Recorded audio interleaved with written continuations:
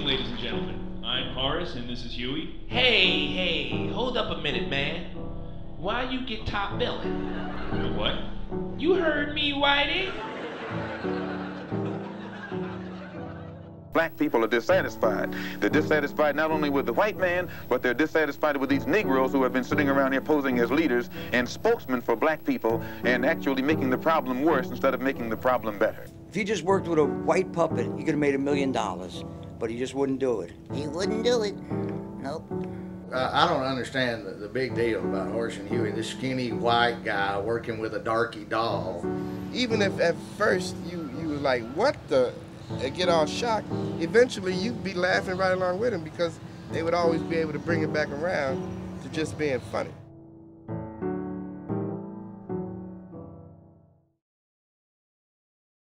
Unknown today, and underappreciated in their time, Horace and Huey broke through comedic and racial barriers as the first integrated ventriloquist team. Born in this one-room shack to a single mother in 1927, Horace Woods lived a seemingly happy childhood until an undisclosed family trauma at age 10 caused Horace to stop speaking. No one reportedly heard Horace say another word, until he resurfaced in the Harlem nightclubs in 1947, working as a ventriloquist opposite Huey, his colored puppet. The pair quickly made a name for themselves as a talented and racially dangerous duo.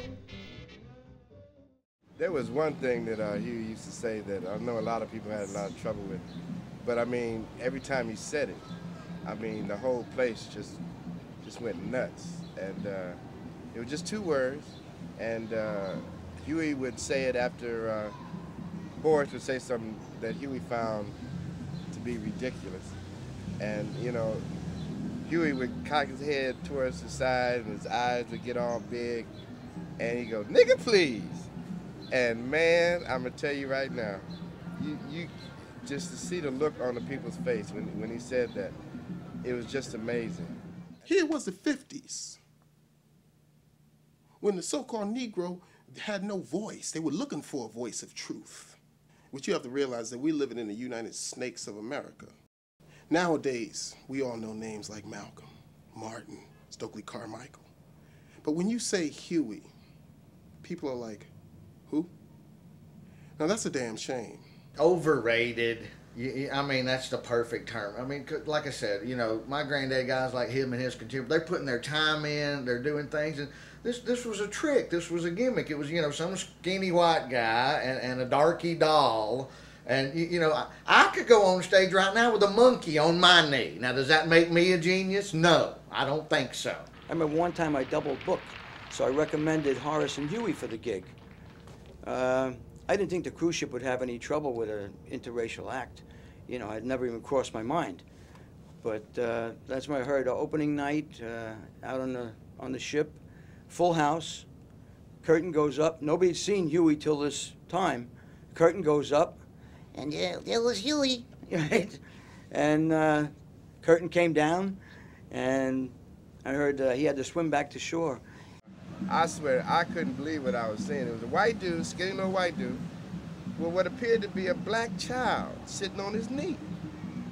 And the black voice was coming out the white dude's mouth, but his lips wasn't moving. One time, they got into it so good, both of them was talking at the same time. My granddaddy, of course, him and his dummy were Jasper White and Skeeter. And they were headliners, and you know, I like to think, you know, maybe the biggest headliners. They did the whole circuit, you know, Alabama, Mississippi, Arkansas, Tennessee, Louisiana, Georgia, Florida. I mean, everywhere you name it, they played it, and they were just in monster demand. All these various, you know, civic groups, local organizations, fraternal orders, and you know, different sort of clubs, private clubs, you might want to call it. For various functions, they were always hiring them. You know, they stayed booked, you know, 24/7 pretty much. Horace is the one that got me involved in ventriloquism. I wanted to tell jokes, but I didn't have the guts to go on stage and do it, you know. So I was working in a club down in South Carolina, and I saw Horace and Huey down there. I said, oh, I'm going to try this to do my jokes. In the 50s, I used to come around the park, and I remember one day, it was a big crowd, biggest crowd I've ever seen. And I couldn't even see what was going on because of the number of people. But I noticed everybody was laughing, even the pickpockets. Now, when pickpockets, I mean, they always work the crowds, but when they're laughing too, you know the dude gotta be funny. But Horace and Huey's success in the parks was short-lived, shut out of playing restricted nightclubs, and harassed by police during public performances. The duo had fallen on hard times. White America didn't want to hear from the black man. You know, they didn't want to hear what the black man had to say. We were like a voice crying in the wilderness for freedom and justice. But here you have a white man using a black doll as his mouthpiece, speaking out ironically against the white man. So you had all these handkerchief-headed so-called Uncle Tom Negroes who didn't want to participate in the struggle. But here was little Huey, who didn't hesitate in throwing his little body into the fray.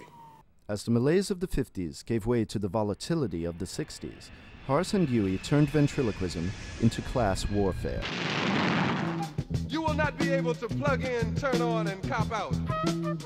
You will not be able to lose yourself on Skag and skip out for beer during commercials because the revolution will not be televised. There were a few black people who didn't appreciate what was going on. Here you have a white man with his hand up a black dude's ass, talking like a black man, not necessarily saying black things. An eye for an eye and a life for a life. Rebellions that we see are merely dress rehearsals for the revolution that's to come. That's to come. Sanctuary, the revolution will not be televised. The very famous, the whistling incident. It's well known that Huey and Horace performed a whistling act. While Horace would drink a glass of water, Huey whistled simultaneously. Well, I think it was down in Alabama. My granddaddy headlining the show as usual, him and Skeeter on the bill, closing things out. And Horace and Huey, I don't even know where they were on the bill, but they were there. It was a big show, like I said. And there was this big, buxom, corn-fed country girl right in the front who also happened to be the sheriff's daughter. And she got up to go to the bathroom, and Huey whistled at her. Wait, first of all, who gets up to leave during the grand finale? That's what I want to know. You know, now this is Alabama, and Alabama at that time, it didn't matter, colored fella, real or wooden, didn't matter. You were not allowed to so much as glance at a white woman, much less whistle or make advances, and so that's why Huey spent the night in jail. Had to be a conspiracy. They did anything they could to take this couple, this duo down, man. This is how dangerous they were. People said, well, maybe he was that was part of the act, or he was whistling for a waiter, or he wasn't even whistling at her, and you know, that ain't what my granddaddy said, and they locked his little colored ass up. They were such a threat to the fabric of the white racist system. It was deep.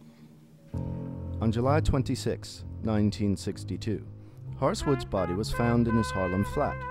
Cause of death was undetermined, and the coroner's report was never made public.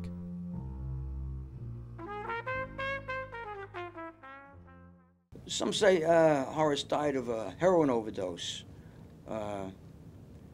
or was killed by the KKK, but I personally think it was from hitting the rag. Yeah, that's sniffing wood varnish, you know?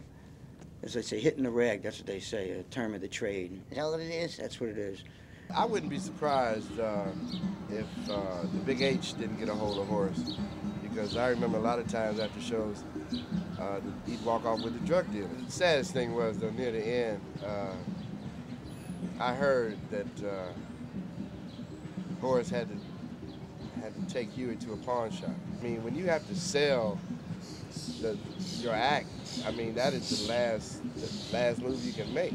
Once you walk in a pawn shop with your life in your hand and you give it up, that's the end right there. You can start rolling the credits. They were genius.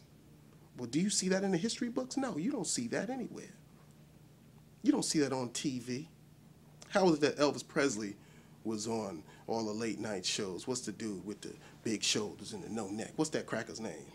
Ed Sullivan. Ed Sullivan. Ed Sullivan. How was it that Elvis on Ed Sullivan and Huey and Horace was never on Ed Sullivan? You ever ask yourself that? Horace was able to have that voice because it was in him, you know?